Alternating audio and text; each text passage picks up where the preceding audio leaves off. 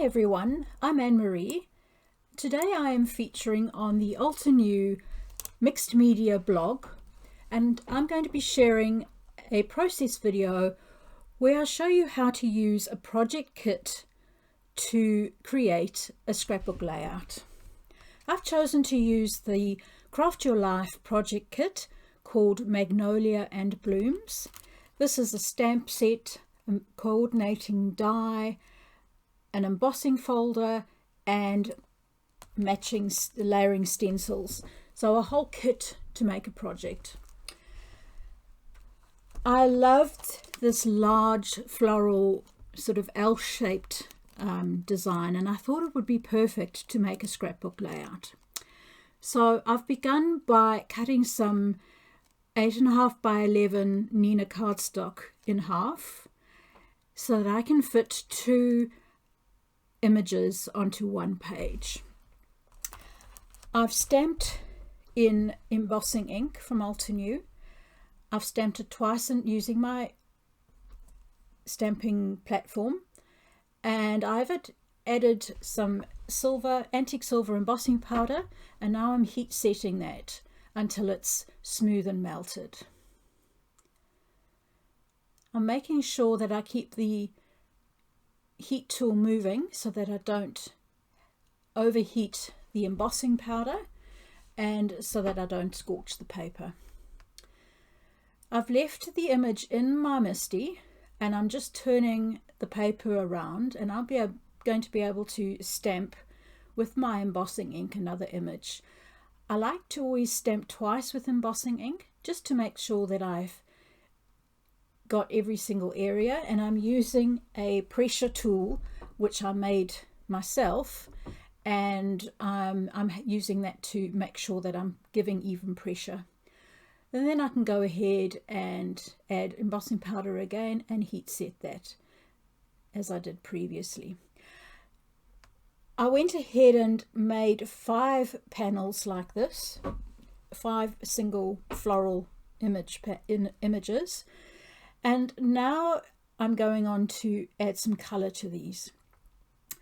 The layering stencil set has a few layers to it, but I've decided that I'm going to concentrate on ink blending in these images rather than using the layering stencils. I'm going to use the bottom layer only, and I'm going to concentrate my ink in certain areas to give more of a detailed look, add some shading and just make the flowers look a little bit more realistic. So I started off with the lightest color, and I'm slowly adding darker layers, concentrating the darker ink at the base of the petals. Now this image has 2 different types of flowers and obviously two different types of leaves. These little pink flowers, I am following the same process. I am using there are 2 stencils that will help you colour in these petals. Starting off as well with the lightest colour, and then gradually adding darker shading. And the darker shades I concentrate in the middle of each flower, so where each petal would join would be a darker shade. And I'm varying the pressure I add to each layer so that, as you can see, when I take the stencil away, there are sort of variable areas. Some petals look darker than others, and I think this just adds a bit of extra interest. So once I've finished that, it will be time to add some colour to the leaves. Now they're 2 different leaves, so I'll use 2 different ink green colorways to add and differentiate between the more sort of rounded leaves and the pointy leaves.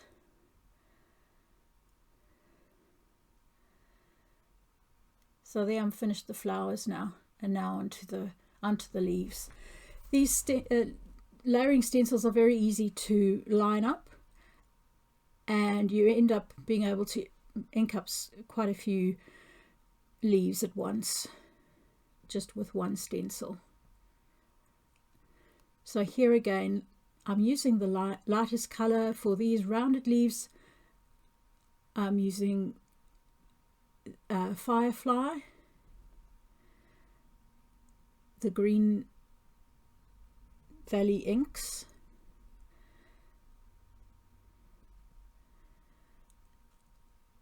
I'm using a small mini ink blending brush, and I've got two different brushes set for green, so two different sort of shades of green. But you can easily use one brush for all your greens if you prefer.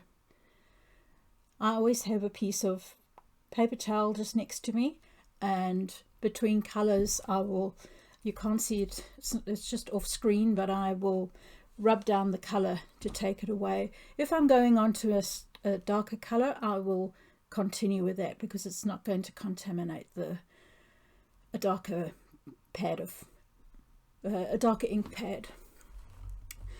So here I am finishing off the leaves, and there's one more step after the pointy leaves, and that's to add some darker ink, darker green ink. I think I used moss to add color to the one main stem at the top.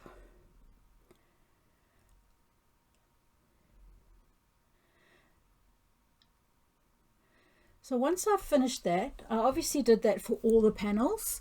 Then I added some yellow to the centers of the pink flowers, and I used honey drizzle dye ink to add that color. So the next step is to use the matching embossing folder. I die cut all the images first, and then I added it very carefully, lining it up in the embossing folder so that I could run that through my die cutting machine and add a lot of texture to each floral design. And you'll see, I'll turn this over now and you can see the amazing levels of the 3D embossing folders create. My next step was to add some softness to the layout. I wanted to add an extra layer, and I think vellum's often something that we forget about using, but it can add a really great soft extra layer and extra detail. So my stamp set got a pretty good working out for this design and this layout. I used the same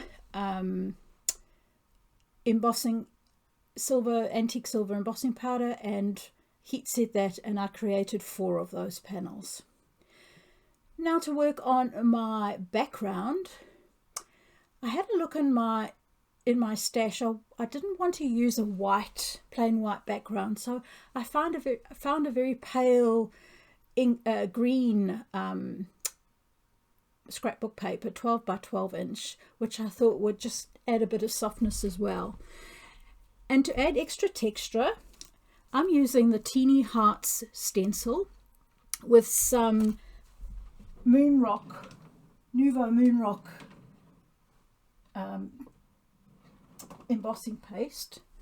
Is it called Moonrock? Moonstone, I beg your pardon, Moonstone. I've applying that with a spatula, and I'm trying not to get any right on the edges. I just want to give a sort of a random look, but adding these glittery hearts all over the background for extra interest and texture. Once I've done that 4 times, I set it aside for a while to dry, and that's when I actually created the 4 vellum layers. Don't those look so pretty? So now is my plan that I had in my head is laying them out so that we have like a square, almost a square wreath, and I'm going to offset the vellum forward so that you see the vellum showing towards the middle of the layout, and then the coloured images which are popped up with foam tape to give extra dimension. My photo I have I have printed in black and white rather than colour, because there's so much colour going on in the design. I think black and white photos just look really, really good. I added some chipboard behind to give some extra dimension, and I'm just tucking that into the left. I'm offsetting the photo so that it's not directly in the middle. It's just more pleasing to the eye. And I've also used some brushed silver cardstock as a matting layer for my photo to frame it. So that fifth image, floral image, I cut into about 3 pieces, and I'm layering those on just to fill around and fill in little gaps where the photo is, adding some dimension in certain places with some instant dimension foam tape, and hugging those behind and some in front of the photo. So this helps to draw your eye to the focal point, which is the photo. The whole point of us scrapbooking is to showcase the photos. So we do a lot of extra embellishing and designing, which is part of the fun, but I do like my eye to be able to see the photo first and foremost, and I think a black and white photo works really well for that. So finishing touches, I used the Nesting Slim Labels die set. I've used, I think it was a second size. I cut that also in vellum, and then I'm going to emboss my sentiment with embossing ink and also the antique silver embossing powder to keep within the confines of the colour scheme I'm using, and just add a little bit of extra shine. And once that was done, I could then place that, because the photo is in the top, more or less the top left hand corner of the whole design, I'm going to adhere my sentiment to the bottom right area, and that helps to balance the layout.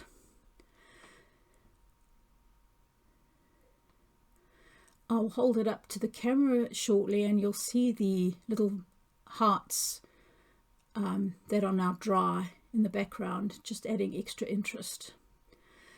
And I'm tucking that label in underneath the photo. I've put some wet glue just behind the silver embossing, and once it's dry, it's a dry as clear glue, you won't see any of that, any of the glue behind it. It works pretty well. Just a few more finishing touches with a few matte pearl embellishments I had in my stash. And there is our pretty easy layout complete. Here's some close-up photos. I hope I've inspired you to try using your stamp and die sets to make other projects, not just cards, which we all love to make, but you can stretch your supplies really well. Thank you so much for watching today. Have a good day. Bye-bye.